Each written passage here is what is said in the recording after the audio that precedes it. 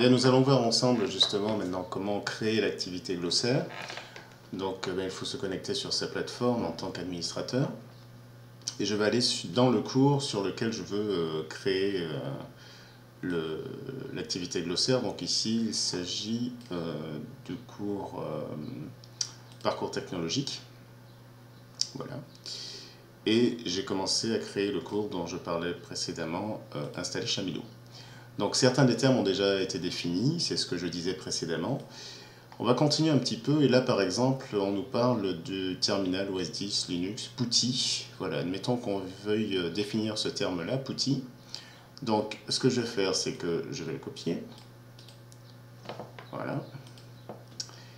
Et je vais maintenant aller revenir sur mon cours. Le 361, voilà. Et je vois qu'à côté de installer Chamilo, sur la colonne de droite, je peux ajouter une activité ou une ressource. Là, dans la liste qui m'est proposée, je vais choisir glossaire, ajouter. Voilà. Ici, je vais donner un nom à mon glossaire, donc je vais mettre glossaire LMS par exemple. Une description, donc je vais mettre ici définition des termes utilisés avec les LMS, voilà, par exemple. Afficher la description sur la page de cours si je veux que la définition des termes utilisés avec les LMS apparaisse, enfin, lorsqu'on va arriver sur l'activité glossaire, donc je peux le cocher. Glossaire global. Alors glossaire global, si on coche ici, ça veut dire que tous les termes que je vais définir dans ce glossaire, ils vont pouvoir être liés avec n'importe quelle autre page du site, n'importe quel autre cours. Si l'un des termes définis dans mon glossaire ici apparaît dans une autre page du cours, une autre section du cours, quelque chose sur la plateforme, eh bien une liaison pourra être effectuée comme indiqué dans la vidéo précédente. Donc, admettons, voilà, je vais cliquer ici sur glossaire global. Donc on a quelques autres réglages ici, mais voilà, on va ici enregistrer et afficher. Voilà, mon glossaire est créé, glossaire LMS. Il me dit ici le titre, définition des termes utilisés avec un LMS.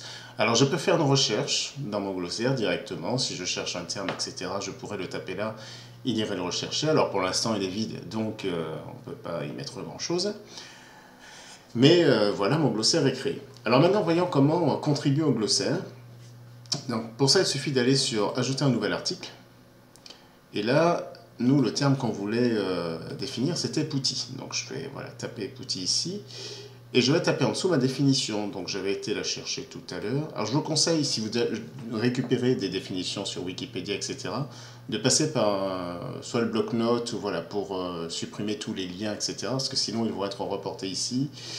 Ça peut être utile, mais des fois ça peut poser problème aussi. Donc voilà, je vous conseille de passer par le bloc-notes ou un éditeur de texte simple.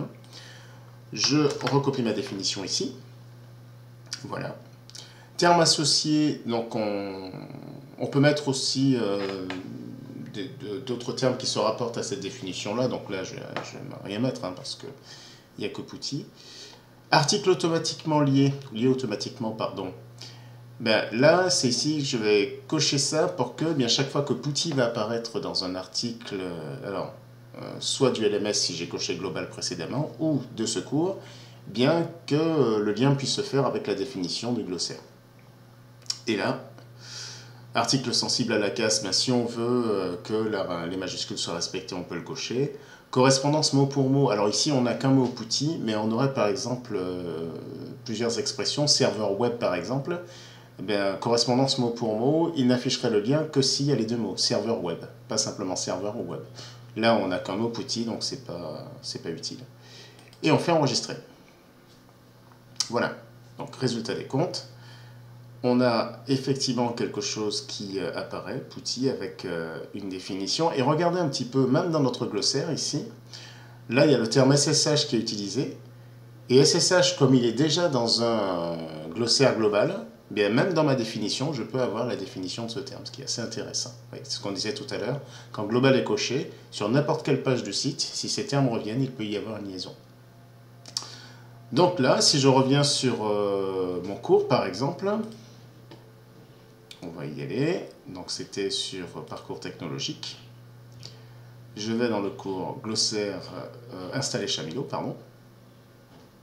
Et lorsque je suis à PuTTY, effectivement, il est passé en bleu. Si je clique dessus, j'ai la définition de PuTTY qui apparaît. Reste la dernière étape maintenant. Alors on a vu ce que nous on peut faire. La dernière étape, je vais quand même vous faire la vidéo, mais ça c'est l'administrateur, hein, celui qui a les droits d'administrateur qui pourra activer les liaisons entre les glossaires et les pages du site effectivement. Mais on va quand même voir comment ça se fait.